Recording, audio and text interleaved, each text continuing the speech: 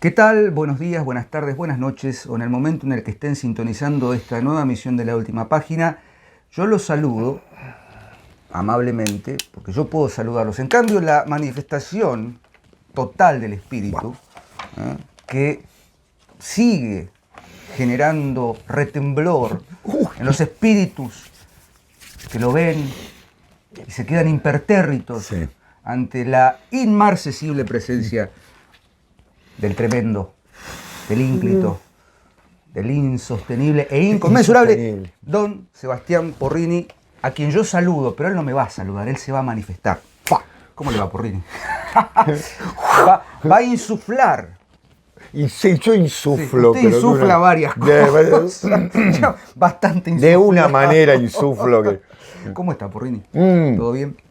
Muy bien, maestro, muy bien. Alegro, Tomando un poquito de tecito. Un tecito, hemos vuelto ya con los calores de octubre, noviembre. Esto es noviembre. Alguna bebida un poco más espirituosa. Quisimos tratar de...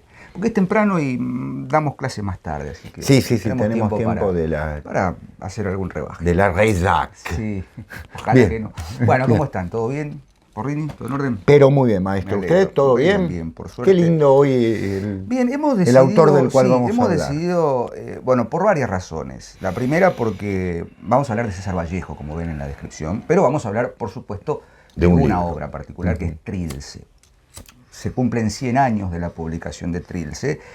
Y hemos hablado, bueno, aparte por dos razones fundamentales. Primero, el programa que dedicamos a Vallejo en el 2020, recién iniciada la cuarentena, tiene varios defectos, no de contenido sino de forma. Hay un audio espantoso, era el segundo programa que grabábamos por plataforma digital, por Zoom, entonces la imagen es mala, el sonido es malo, hay ruido de fondo. Lo que dijimos allí, por supuesto, creo que vale, pero quizás quedó ahí renga la lectura de Trilce, que habíamos dicho que íbamos a hacer una... Por eso, sí. Y creo que este es el momento. Segunda parte, esta es la segunda parte. Y fundamentalmente porque... Hace poco hicimos un programa sobre centenarios literarios y más de un suscriptor nos ha hecho la reconvención, con toda razón, de que no hablamos... Bueno, sí, lo mencionamos como al pasar, pero no le dedicamos un espacio a este tremendo poeta que es César Vallejo, que como saben, peruano, nacido en 1800, ¿cuánto? Si no me equivoco, 92. 1892, bueno. 1938. 1938. De quien ya hemos dicho bastante en ese programa, pueden ir a verlo, es la última página en el margen, porque hacíamos esto de hacer adendas, ¿no? Sí, la última página. Y bueno, ahí hemos hablado de su etapa, digamos, modernista, el final del modernismo, allá por 1918 con Los Heraldos Negros. Qué lindo libro. Hemos hablado un poco de su compromiso social, sí, etcétera. Sí. Pero algo fundamental, y es esto, ¿no? Dijimos, hace un tiempo habíamos hecho un programa sobre centenarios literarios, hablamos de Eliot, hablamos de Joyce, hablamos de Proust, y mientras Eliot publica La Tierra Baldía, mientras Joyce está con el proyecto Ulises y tal, ¿qué pasa en las letras castellanas, en las letras, digamos, en lengua castellana? Pasa y mucho. Pasa y mucho. Y Vallejo se constituye como... uno de los precursores, creo yo, de una forma de pensar la poesía, de repensar la poesía, desde la, primero, concepción de la poesía como lenguaje, primero, y luego de la poesía como forma mistérica de socavar y de digamos, manifestarse frente al mundo moderno, frente a la realidad. Entonces, Trilce, cuyo título es un neologismo, es un invento que tiene que ver con Tengo una teoría. Las teorías que Tengo circulan, un dato. Las teorías que circulan van desde que un día Vallejo dijo 3, porque salía 3 soles la primera edición. 30 soles. Que se iba a llamar Cráneos de Bronce. Cráneos de Bronce. Que es un título también bastante vanguardista, si se me permite el término. Jugando con el tema del bronce como elemento de consagración, ¿no? Exacto, y los cráneos, ¿no? Por otra parte. Y nada menos que la civilización inca. Entonces era Trilce porque 30 soles, claro. Las galeras eran las 3 primeras páginas, hay toda una cuestión allí con la ¿Cuál es tu teoría? No, exacto, por ahí anda, claro. Él lo que hizo es un juego de palabras, ¿no? sobre la base de algo que no tiene significado, pero que justamente, ¿no? Bueno, el libro tiene una coherencia increíble. Sí, 77 poemas sin título. 70 veces 7. 70 veces 7, ¿no? Tiene una cuestión simbólica, por supuesto. Pero hay algo en Trilce y en lo que genera Trilce. Por supuesto, la recepción que tuvo en la época fue bastante negativa, porque bueno, estábamos ahí todavía con algunos resabios del modernismo y qué sé yo qué. Sin embargo, el contexto en el que Vallejo concibe este poemario es efectivamente una etapa de crisis, ¿no? Por supuesto, una crisis. Había estado preso, había fallecido la madre, bueno, él no está cuando fallece la madre. Los desamores, ¿no? Sí, o sea sí. Es una marca muy particular en su vida. Vos tenés acá una foto muy bonita, esta que te la regaló Pablo, el querido Pablo Gizara, a quien le mandamos acá está el querido un abrazo. ¿Sí? Para que vamos a acercarla porque acá hay temas de iluminación. Bueno, esta foto es con Georgette. Sí. Georgette, su esposa. Exactamente. Cuando se fue a París y no volvió nunca más, ¿no? Sí. A París él se fue, nunca más volvió. Y nunca más volvió. Surge en un contexto de crisis. Yo no me animo a decir crisis existencial, pero sí la necesidad de repensar los fundamentos de la poesía. Después vendrá algo que yo discuto por cuestiones de orden personal, discuto fuertemente con los proyectos vanguardistas de pulverización del lenguaje. Bueno, ya estaba circulando en esa época, esto va a salir en un programa que no tiene nada que ver con Vallejo, pero sí tiene que ver con un ruso que antes las trae. El concepto de las vanguardias y el futurismo y qué sé yo qué, y toda la cuestión de pulverizar la estructura del lenguaje por pulverizarla, ¿no? Sí. El balbuceo primario. Casi sin motivo. Casi sin motivo, casi como un capricho infantil, ¿no? Claro. Como bueno, vamos a refundar. Vallejo no. Vallejo tiene una concepción de conocer la condición humana, la condición humana a partir de ¿cómo decirlo?, del revés del lenguaje. Exactamente. Como dice el querido Antón, el envés de la página, podríamos decir. Exacto. El envés del lenguaje, ¿no? Exactamente. El giro de tuerca. Pero bueno, eso como para empezar a hablar. Totalmente. Como vos decías, ¿no? Qué historia la de este libro. Recibido prácticamente con indiferencia. Con indiferencia. Claro, hasta con críticas, pero críticas negativas. Y luego convertido en una bandera. Sí. ¿No? En una bandera, realmente. Vallejo tiene, yo creo que hay 3 grandes libros, ¿no?, de poesía. Son Los Heraldos Negros, Trilce y Los Poemas Humanos. Está bien, está España aparta de mí este cáliz, pero es más de carácter propagandístico. 2 libros de cuentos, dos novelas, perdón. Tungsteno, que es bastante particular, y en algunos casos un hermosísimo libro que es Contra el secreto profesional, que es una poética prácticamente. Mira lo que dice en un momento. Dice: un poeta piensa que, por ser poeta, no puede hacer otra cosa que versos para ganarse el pan. Día y noche escribe versos. No quiere ni se esfuerza por franquear los otros campos de trabajo. Hacer zapatos un poeta, qué ocurrencia, qué indignidad. Conducir un coche, qué ofensa, qué vergüenza. Unas manos que escriben poemas más o menos perecederos o inmortales se mancharían y estropearían si luego de dejar la pluma pasaran a cerrar madera. El poeta, el novelista, el dramaturgo, de este modo, se ha parcializado, sustrayéndose a la hermosa pluralidad de trayectorias de la vida y amputándose así otras tantas múltiples vías de sabiduría y riqueza emocionales. Se han profesionalizado, están mutilados, están perdidos. ¿Sí? Ahí hay un concepto que desde los años 20 viene trabajando Vallejo, que en el poemario no aparece directamente, va a aparecer luego en Los Poemas Humanos, que es el concepto del poeta inmerso en la realidad. inmerso en el trabajo. Hay un concepto de trabajo en César Vallejo que ennoblece la tarea del artesano, ¿no? Y que lo enlaza con esta idea de que el conocimiento es no solamente el conocimiento de carácter libresco o intelectual o demás, sino el conocimiento por el trabajo, que es muy hermoso el concepto, es decir, recomponer la idea de artesanía, en un momento en que la artesanía está liquidándose, se está terminando, ¿no? Es decir, lo poco que queda se está convirtiendo en maquinaria.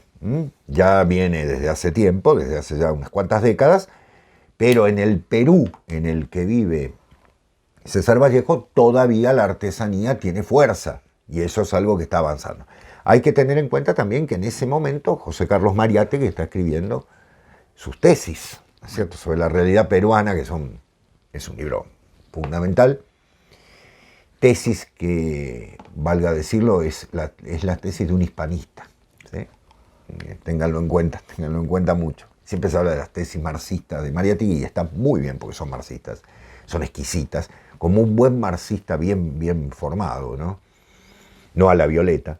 Y en segundo lugar, por supuesto, una defensa del hispanismo, clave.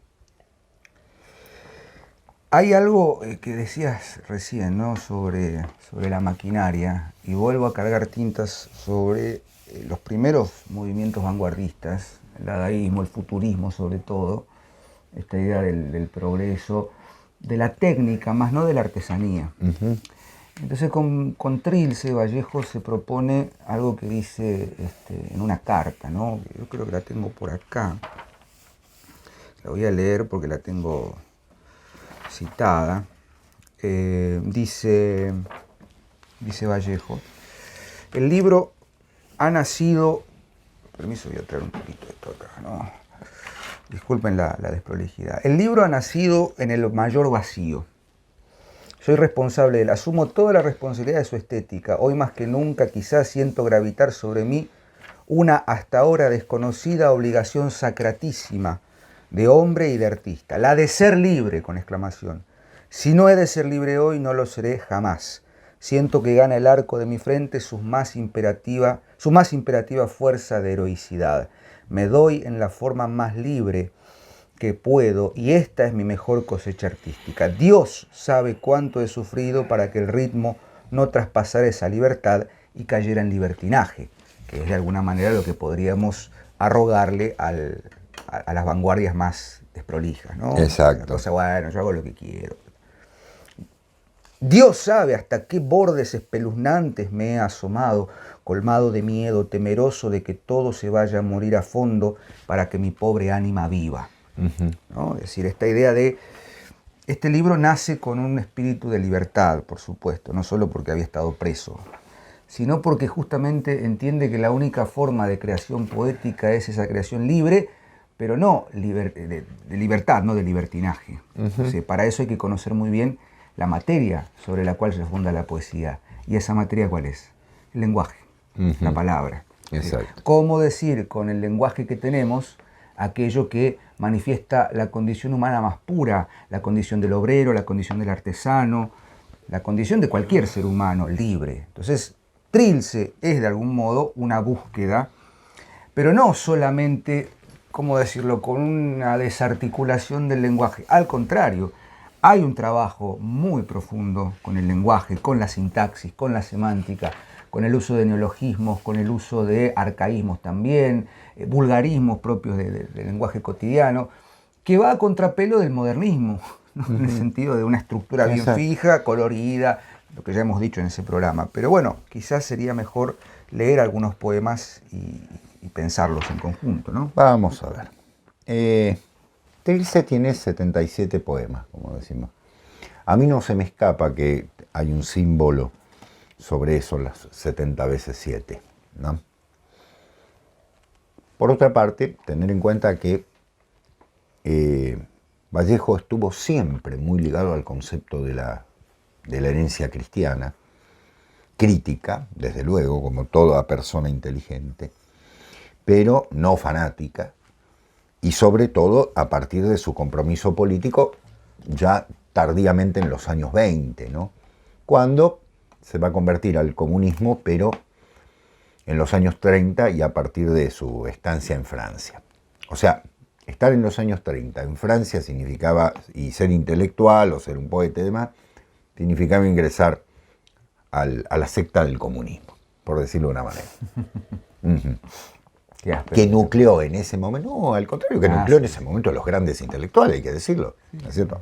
Todo gran intelectual de la época estaba en la iglesia comunista, por decirlo de una manera. Por otra parte, el Partido Comunista Francés era un partido de intelectuales, ¿no? Lejos de ser un partido de clase, era más bien un partido de intelectuales. Vamos a Trilce propiamente. Primero el término, ya lo tratamos, el nombre, pero ahora la belleza de la poesía, que yo voy salteando algunas cosas. Hay neologismos, sí, hay errores de ortografía, modificaciones ortográficas conscientes. Volvió con B larga, la repetición de la B corta en varios casos. Claro.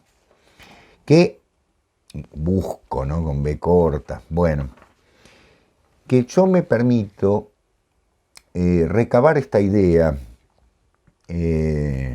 Vallejo viene de, muchos de los poemas están escritos en la cárcel, él permaneció unos meses en la cárcel entre 1920 y 1921, por allí, por una cuestión menor, lo habían culpado de cosas que no tenían mucho sentido, desde luego, era una persecución política embosada, ¿no? Para decirlo claramente. Muchos de estos poemas están escritos en ese momento y se nota el agobio, ¿no? Pero hay algo que quiero que veamos. Poema 1. ¿Quién hace tanta bulla y ni deja testar las islas que van quedando? Un poco más de consideración en cuanto será tarde, temprano, y se aquilatará mejor el guano, la simple calabrina tesoria que brinda sin querer en el insular corazón, salobre alcatraz, a cada hialoidea grupada. Un poco más de consideración y el mantillo líquido, 6 de la tarde, de los más soberbios bemoles, mayúscula. Y la península párase por la espalda, abosaleada, impertérrita, en la línea mortal del equilibrio. Bueno, cuando uno lee esto, realmente es un juego como el que podría parecer el de Lautréamont en los cantos de Maldoror, ¿no? Es decir, hay una serie de imágenes, como un caleidoscopio, con la particularidad de que justamente hacen referencia a elementos claves. El guano, las islas donde se produce el guano, ¿sí? Pero también todo lo que encierra. El guano fue uno de los elementos más buscados por las grandes empresas británicas y norteamericanas en esa zona, ¿no? En esa zona del Pacífico, y que, bueno, fue símbolo de explotación y demás. O sea, indirectamente también está la condición colonial de América, sobre todo desde que se independizó. Situación colonial desde la independencia, ¿no? Algún día lo trataremos. Pero hay algo particular, que es el hecho de que, fíjense, de los más soberbios bemoles, con mayúsculas. ¿Sí? Claro. Es decir, cuando nosotros decimos bemoles, estamos hablando no solo del término musical, sino también de las crisis notables. Bueno, o sea, el poemario empieza como una caída, ¿no? De hecho, yo tengo la teoría de que es el camino de Cristo. Pero eso me llevaría muchísimo tiempo. De hecho, vos hablas de los... ¿Por qué se llaman bemoles? Este es un relato algo y bueno, y cuento sus bemoles, ¿no? Sí, como decir, claro. Sus disonancias. El bemol es una disonancia dentro de la escala musical, ¿no? Un tono más bajo un tono más bajo que justamente es una caída, porque vamos a pensar un poquito musicalmente. Sostenido. O sea, sostenido es hacia arriba, cuando se sube en la escala. Y cuando se baja, pensemos en el piano, las teclas negras son los bemoles y los sostenidos. Si yo toco de derecha a izquierda y subo a una tecla negra, subo a un sostenido. A un sostenido. Ahora, si voy en la escala descendente, voy a los bajos, son bemoles. Totalmente. Pero el sol sostenido es un la bemol. Exacto. Para entender eso. Claro. Por eso es la idea de bemol. De acuerdo con el ascenso o descenso. Exactamente. El bemol es un descenso disonante. Exacto. Por eso, pero soberbio, ¿no? Soberbio. La soberbia. que es una cuestión de matiz, ¿no? De matiz de la Sí. matiz cromático de la escala. Exactamente, el medio tono. El segundo poema dice: tiempo, tiempo, mediodía estancado entre relentes, bomba aburrida del cuartel achica, tiempo, tiempo, tiempo, tiempo. Era, gallos cancionan escarbando en vano, boca del claro día que conjuga era. Mañana, mañana. El reposo caliente aún de ser. Piensa el presente, guárdame para mañana, mañana, mañana, mañana. Nombre, nombre. ¿Qué se llama cuando eriza? Ahí está el que decía Diego, nos. Se llama lo mismo, todo junto. Que padece nombre, nombre, nombre, nombre. Con E mayúscula. Bueno, en ese camino, en ese dejarse llevar, observemos lo siguiente: el tiempo. Sí. No solo el tiempo, el gallo. El gallo que preanuncia lo que va a venir, ¿no? Y el reposo caliente aún de ser. Todavía está vivo, ¿no? En ese camino, en ese peregrinar, en esa errancia, o mejor dicho, en ese Gólgota en el que está participando, en ese sufrimiento que el poeta viene a representar, piensa el presente, pero guárdame para mañana. Y ese mañana se repite como un eco. El poema es un eco, ¿no? Era. Mañana, mañana, mañana. Nombre, nombre, nombre. Y la E mayúscula final que queda preservándose, ¿no? El eco de lo que ha sido. Las personas mayores, ¿a qué hora volverán? Da las 6 el ciego Santiago y ya está muy oscuro. Madre dijo que no demoraría. Recuerden que la madre había muerto, ¿no? Recuerden quién está junto a la cruz. Aguedita nativa Miguel, cuidado con ir por ahí, por donde acaban de pasar gangueando sus memorias dobladoras penas, hacia el silencioso corral, y por donde las gallinas que se están acostando todavía, gallo, gallina, se han espantado tanto. Mejor estemos aquí nomás. Madre dijo que no demoraría. Ya no tenemos pena. Vamos viendo los barcos. El mío es más bonito de todos, con los cuales jugamos todo el santo día. Sin pelearnos, como debe ser. Han quedado en el pozo de agua listos, fletados de dulces para mañana. Aguardemos así obedientes y sin más remedio la vuelta, el desagravio de los mayores siempre delanteros, dejándonos en casa a los pequeños, como si también nosotros no pudiésemos partir. Aguedita nativa Miguel, llamo, busco el tanteo en la oscuridad. No me vayan a haber dejado solo y el único recluso sea yo. Claro. ¿Eh? Está toda la reminiscencia de la infancia, los recuerdos, la familia, lo perdido, la madre y demás, pero también está la soledad. El momento, el tercer poema, ¿no? Por otra parte, el momento de la soledad. Ya todo se ha ido, los barcos se han ido, ¿no? Aguardemos obedientes, ¿no? Estamos a la espera. El cuarto tiene también su... Sí, por supuesto. Sí, de los primeros son: rechinan dos carretas. Contra los martillos, hasta lo voy a leer de acá porque... Dale, léelo. Rechinan dos carretas contra los martillos hasta los lagrimales trifurcas, cuando nunca las hicimos nada. A aquella otra sí, desamada, amargura bajo túnel campero, por lo uno y sobre duras álgidas, pruebas, es difícil porque... ¿no? Sí. Pruebas espiritivas. Tendíme en son de tercera parte, mas la tarde, ¿qué le vamos a hacer? Con doble H y Z, se anilla en mi cabeza furiosamente a no querer dosificarse en madre. Qué terrible esto.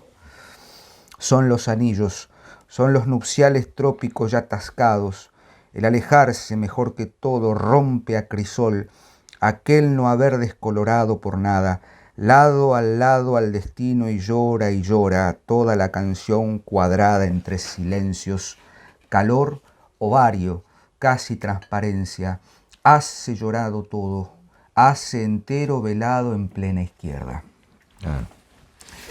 No es automatismo, ¿eh? No, porque hay un trabajo, hay un trabajo justamente, ahí hay un trabajo con la duplicación, con el 3, con la idea de digamos, Yo pensaba en Trilce mientras hablabas y nunca había escuchado el concepto o la teoría de un calvario, ¿no? De un Gólgota. De un Gólgota. Cráneos de bronce. Claro. Ahí ¿Qué hay debajo de la cruz? ¿Qué hay debajo de la cruz, ¿no? El Gólgota. Y está esta cuestión de aquella otra así, desamada, amargurada, yo leía amargura, amargurada bajo túnel campero por lo uno y sobre duras álgidas pruebas espiritivas. Espiritivas, una palabra de un neologismo, es decir, es la prueba, la caída, rechinan dos carretas contra los martillos, ¡pam! O sea, a ver, acá hay que hacer un trabajo que muy bien decías, no es automatización, justamente es lo que los formalistas llaman la desautomatización del lenguaje. Exactamente. En el sentido de tener que no solo leer el significado, sino el significante, ¿no? Rechinan, el verbo rechinar, ¿no? Ese sonido herrumbroso, si existe la palabra, ¿no? Dos carretas contra los martillos, hasta los lagrimales trifurcas, cuando nunca las hicimos nada. El lagrimal trifurca, que hay una revista, ¿no? Sí, tendíme en son de tercera parte más la tarde, ¿qué le vamos a...? Y esa duplicación de la H, ¿no? Que es muda. A hacer. A hacer, ¿no? Se anilla en mi cabeza, un anillo en la cabeza. La aureola. La aureola.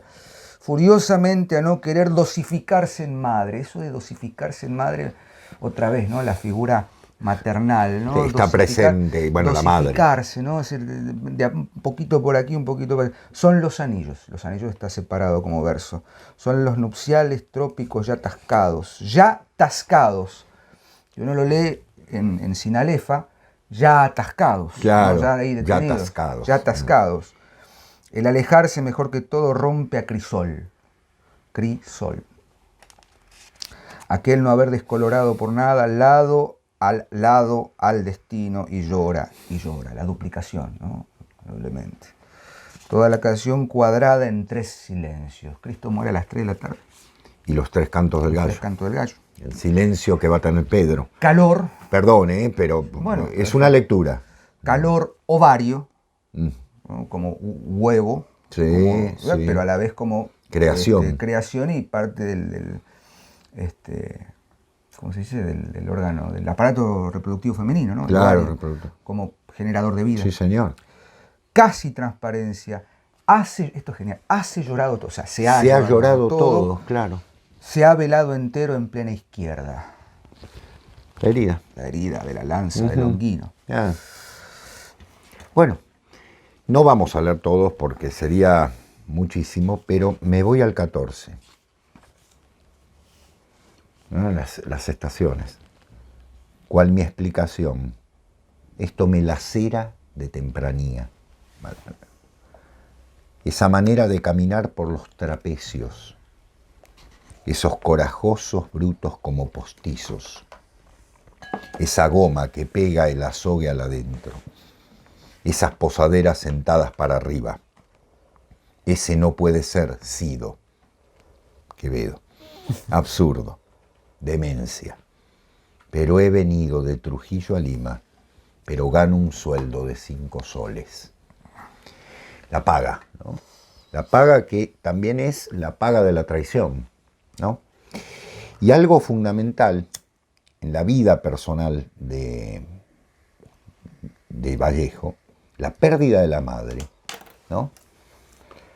Que tiene que ver también con la soledad que encierran los primeros poemas y con la ausencia de lo amado, de la amada, para ser más exacto, ¿no? Me he casado, me dice, cuando lo que hicimos de niños en casa de la tía difunta. Se ha casado, ¿no? Él no, él está en la soledad. Todo el poema, el 14, son oraciones. Mejor dicho, son enunciados con un punto.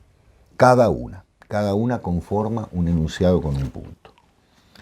Y cada una de ellas se contrapone a los 2 últimos. Pero, he venido de Trujillo a Lima, pero gano un sueldo de 5 soles.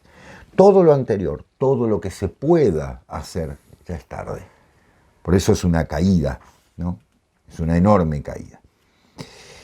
Y más adelante, si me permiten, Y si no me creen, como dice Ángel, si hay un dato, si hay dos, si hay tres, bueno, pero si hay 150.000, me parece que las cosas se complican. 46.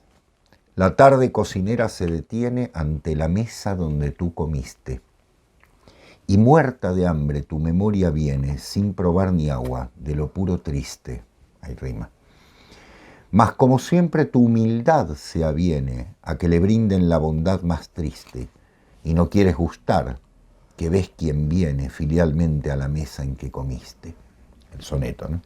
La tarde cocinera te suplica y te llora en su delantal que aún sórdido nos empieza a querer de oírnos tanto.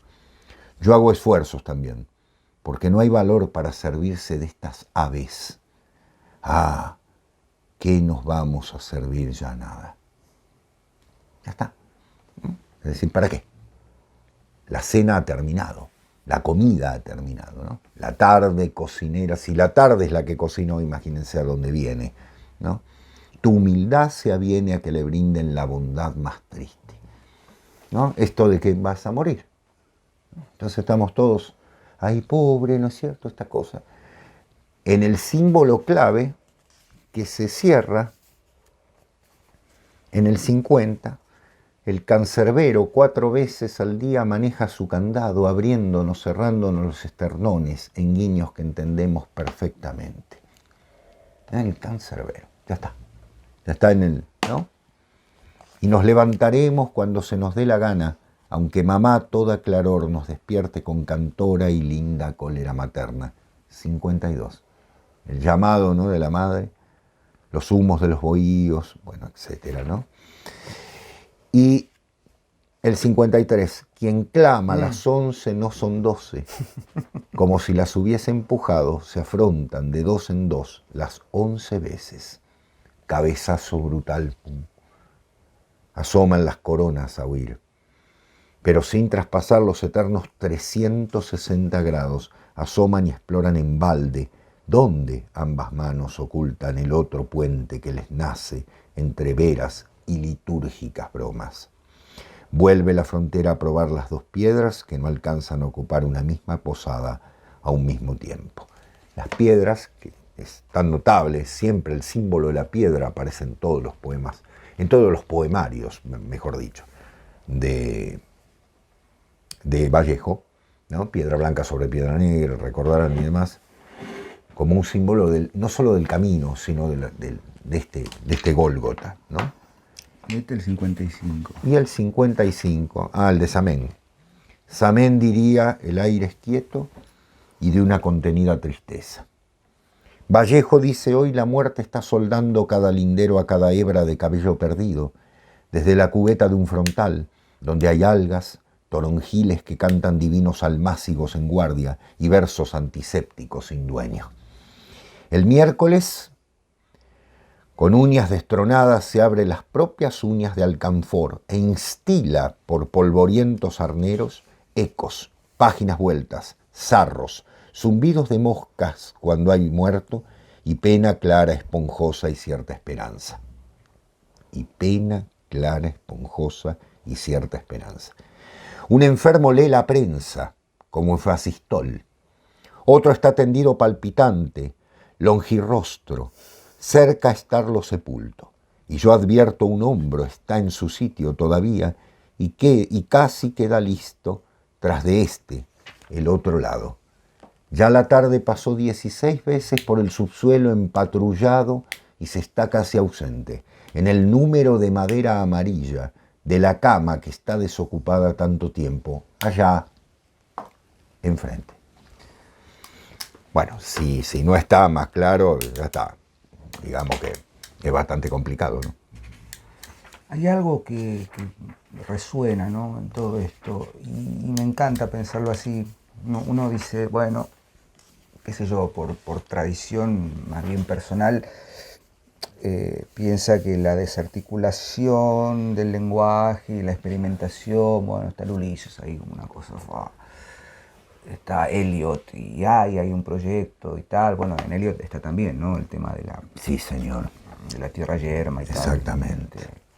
que es de alguna manera también una reminiscencia religiosa, simbólica. Pero hay una barrera. Si no llega traducido. A no ser que, claro, incluso conociendo inglés, sabiendo hablar inglés, hay un trabajo con distintos... Pero en Vallejo hay otra cosa, que es mucho más humano. O sea, es carne. Por momentos hay algo que luego retomará Lorca. Sobre todo en la cadencia de ciertos versos. Sí. Sobre todo en la musicalidad de ciertos versos. Sí. ¿No? Y uno podría decir prima facie, como diría el doctor Dávoli, prima facie, podría decir, bueno, pero esto es medio absurdo, esto no, yo estoy acostumbrado, la princesa está triste que tendrá la princesa, los no, claro, se escapan de su boca de fresa. Y está eso. A los heraldos negros está esa presencia. Sí, claro. Pero justamente ahí se demuestra esto que más de una vez hemos dicho, respecto de, si yo quiero hacer vanguardia, no tengo que escribir así a tontas y a locas los primeros versos que se me ocurren sin ningún sentido, espinetear todo, ¿no? Como, bueno, no sé qué, ¿qué sentido? Y no sé, yo estaba en un estado de trance y se me ocurrió la clorofila del tiempo, no sé qué porquería, ¿viste? No sé yo, aguja de sal que hiere mi brazo, manda a cagar, ¿viste? Perdón, me voy a ordenar. Digo, a lo que voy es a esto. Vallejo tiene un conocimiento no solo del concepto de poesía como forma trascendente del ser humano, sino del lenguaje como centro de la poesía. Y uno dice, pero tiene errores de ortografía, pero tiene versos que no tienen rima, tiene versos que son largos, más cortos. Léanlo en conjunto. Aparte te pedí que lo leyera vos porque tenés una cadencia distinta. Y hay como coloraturas, y hay leitmotivs, y hay musicalidad, y hay bajofondos que son los que terminan marcando el ritmo, y ahí es donde se detiene. Por supuesto que necesita, por cuestiones técnicas, completar el bajo continuo, ¿no? La musicalidad del verso tiene que estar ahí. Entonces por ahí sí, obviamente hay un par de versos que adrede generan confusión. Totalmente. Pero con una línea clarísima, exacto. Un camino que tiene el tiempo, que tiene la muerte, la caída, la pérdida de la madre, el amor perdido, la reminiscencia de un tiempo que ya se ha ido. Exacto. Era. Mañana. Exacto. ¿No? Como dice Macbeth, ¿no? And tomorrow, and tomorrow. Exacto. Ahí, bueno, exacto. No me quiero meter en ese tema porque sí, no tiene nada pero, que ver con pero muy bien, claro. Pero está esa cuestión de que vos dijiste Quevedo, ¿no? La gran pregunta, si pudiésemos traducirla en una pregunta, cosa que sería aberrante, ¿qué busca la poesía? Y pensar qué fuimos, qué somos, qué seremos, ¿no? Totalmente. Hoy somos... Y no saber a dónde vamos. Y no saber a dónde vamos, ni de dónde venimos. Esa es la gran angustia. Totalmente. ¿Qué sucederá? Bueno, Vallejo lo lleva, es el segundo poema sobre el tiempo, esa detención del tiempo, que a la vez es detención que mira para atrás, pero avanza hacia adelante, pero sigue en el presente. Lo han hecho los grandes escritores, digo. Totalmente. Y volvamos al Ulises. El Ulises es un día donde no avanza nada, pero pasa de todo. Claro. Me acuerdo de ir y quedarse, y con quedar partirse, ir con alma ajena y andar con Lope de Vega. Antonio Di Benedetto en Sama, la primera escena de Sama, lo hemos dicho, el mono ese muerto que está ahí girando. En el río girando. Y ahí estábamos, sin irnos, por irnos y no. El ciclo. El ciclo, estamos ahí detenidos. Bueno, la única forma de decir eso es poéticamente. Totalmente, porque es la forma del mito. No, claro, sí, señor. Aparte, Diego, mira, para avalar lo que decías esto de no escribo lo primero que... Él confesó en un momento, en una entrevista que le hacen en París, allá por el año 30 y pico, no la tengo ahora a mano, disculpen la imprecisión. Dice, he leído a todos los clásicos castellanos. Ojo, he leído a todos los clásicos castellanos, españoles. ¿Sí? Porque si uno quiere dominar una lengua, bueno, bienvenido sea. Es decir, tengo que entrar a esa lengua, ¿no? Amén de que sabemos que, ya lo dijo en el poema que recién leímos, amén, o sea, había leído la poesía francesa también, pero como obligación a los poetas castellanos, porque son los, digamos así, los que pueden transmitir una coloratura de la lengua castellana de manera notable, ¿no? Cuando decimos estas alusiones a Quevedo, a Lope, y sí, claro, está todo allí, incluso a Bécquer, ¿no? En el que está todo el concepto. Otro que habría que hacer un programa un día, porque ese sí que hay que develarlo. Sí, y ese es otro de mis... Regalado para lo peor, ¿no? Bécquer es uno de esos tipos que... Ese es otro de mis pecados de más juventud, porque todavía soy joven. No, lo que pasa es que Bécquer ha sido leído de una manera espantosa. Por eso, justamente. Claro. He recibido esa lectura de Bécquer. Es para señoritas a las que no les llegó el caballero azul, ¿no? Realmente, claro, y no es eso. Nos van a cancelar por ritmo. Bueno, cancélenme todo lo que quieran. Los últimos tres, Diego. Control, Alt, suprimir. 75, 76 y 77. ¿Por qué? Porque si empezamos, vamos a ver cómo lo cierra, ¿sí? No podemos leer los 77, tendría que ser un seminario esto, pero no es la idea. Miren el 75. Diego, recordalo, estáis muertos. Aparte en el vosotros, ¿no? Qué extraña manera de estarse muertos. Quien quiera diría no lo estáis, pero en verdad estáis muertos. Flotáis nadamente detrás de aquella membrana, todo el español antiguo, ¿no?, que péndula del cénit al nadir, viene y va de crepúsculo a crepúsculo, vibrando ante la sonora caja de una herida que a vosotros no os duele. Os digo, pues, que la vida está en el espejo y que vosotros sois el original, la muerte. Mientras la onda va, mientras la onda viene, cuán impunemente se está uno muerto. Solo cuando las aguas se quebrantan en los bordes enfrentados y se doblan y doblan, entonces os transfiguráis y creyendo morir, percibís la sexta cuerda que ya no es vuestra. La sexta cuerda, las 5 cuerdas de la vieja arpa, ¿no? Estáis muertos, no habiendo antes vivido jamás. Quien quiera diría que no siendo ahora, en otro tiempo fuisteis. Pero en verdad, vosotros sois los cadáveres de una vida que nunca fue. Triste destino, el no haber sido muerto siempre, el ser hoja seca sin haber sido verde jamás, orfandad de orfandades. Y sin embargo, los muertos no pueden ser cadáveres de una vida que todavía no han vivido. Ellos murieron siempre de vida. Estáis muertos. Porque ya está, ¿no es cierto? ¿Qué queda? ¿Qué es la resurrección?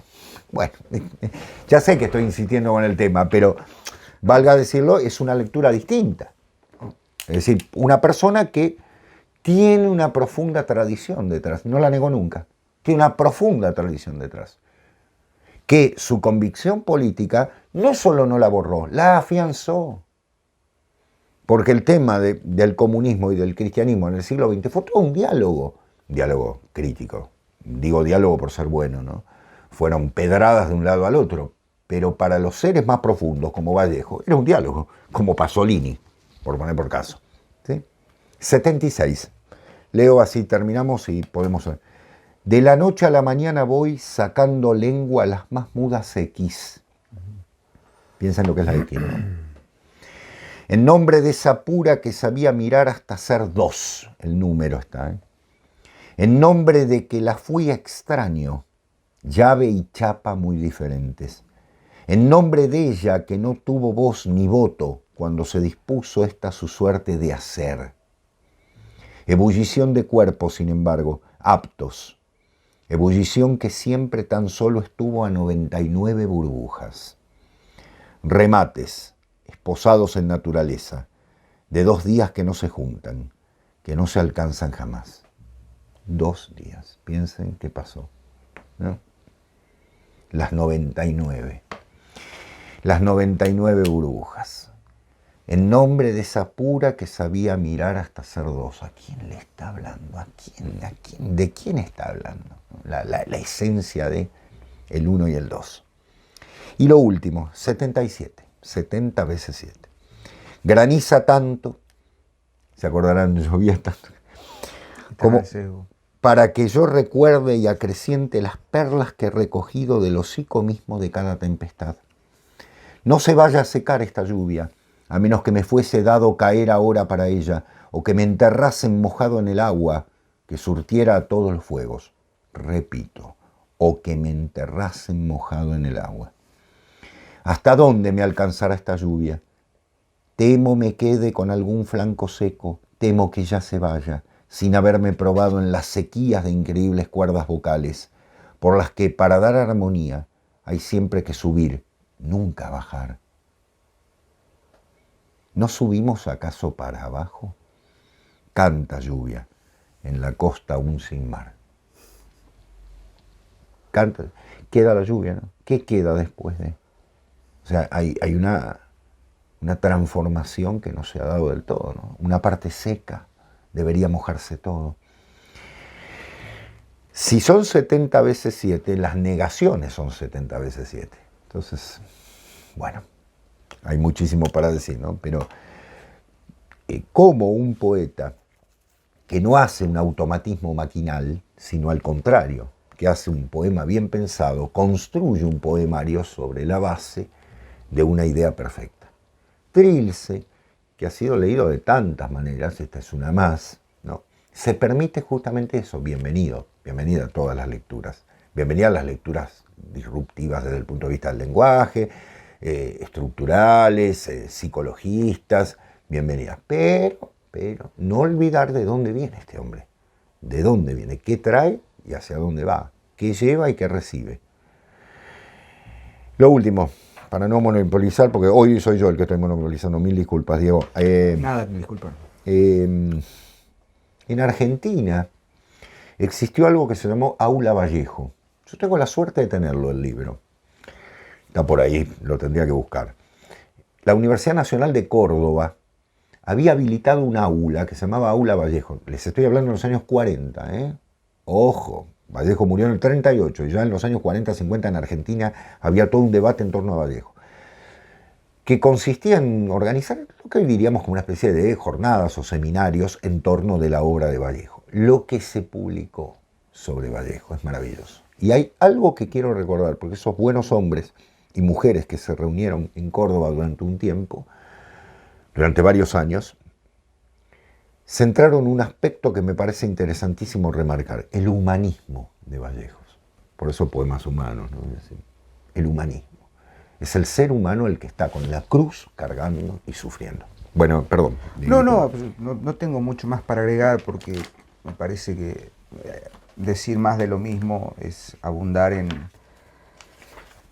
algo que tiene que sucederles a ustedes, espectadores de La Última Página, que es ir a leerlo, básicamente. Y Totalmente. quienes ya lo han leído, quienes nos han dicho, Vallejo, ¿cuándo? Vallejo 13. Bueno, ¿por qué? Vuelvo a este fenómeno, ¿no? Más allá de los números redondos, que nos han dicho, ¿cómo le gustan los números redondos? Bueno, no. Bueno, es... Pero porque es también la señal de los tiempos que estamos viviendo. Claro. ¿Cómo decirlo de manera simple, no?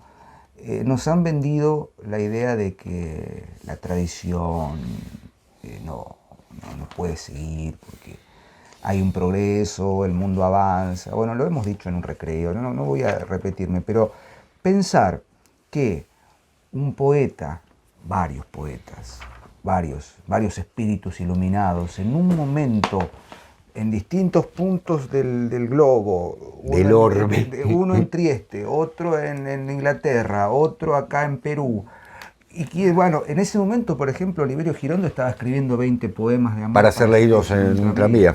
20 poemas para ser leídos en un tranvía. Y en la más médula es del 38, o sea que... Claro. O sea, Girondo es interesante, pero había un macedonio por ahí dando vueltas, ¿no? Ya, qué sé yo, digo, hay más como, charlista que escritor. Más charlista que escritor, sí. Más dolinesco, diría yo. Claro, es un buen aspecto. Estoy tomando carrera para pegarle a Dolina, pero eso será en otro momento. Digo, pensar que en ese momento, 1922, surgen estas manifestaciones, creo yo, del espíritu, como reacción, ¿no? Reacción a los ciclos, los centenarios, si bien son números redondos, y uno dice, bueno, se preanuncia, por supuesto, el 22 es circunstancial, podría haber sido en el 20, podría ser en el 23, Totalmente. podría haber sido en el... no importa. Pero es significativo pensar en esta idea de cerrar un ciclo y preguntarnos ahora qué ha cambiado desde Trilce, desde La Tierra Yerma, desde Joyce, desde Proust, desde La conciencia del seno, desde 20... ¿Qué ha cambiado? Y la pregunta sigue siendo la misma. ¿Qué hacemos? ¿Qué hacemos? ¿Qué reacción tomamos? Con esta tradición. Con esta tradición donde la máquina ha ganado, donde el progreso está ganando cada vez más terreno. Entonces, ¿qué nos queda? ¿Qué refugio nos queda? La palabra. Bueno, pero la palabra parece estar remanida, parece estar, digamos, gastada. Totalmente. Bueno, ¿qué hace Vallejo? Justamente vuelve a pulir la piedra, vuelve Claro. a desbastar, Exactamente. a desgastar la palabra para encontrar el filo de la palabra. Totalmente. Quizás esa sea la invitación más importante. No digo refundemos el lenguaje, pero sí revitalicemos la poesía, por ejemplo. Porque Hay casos.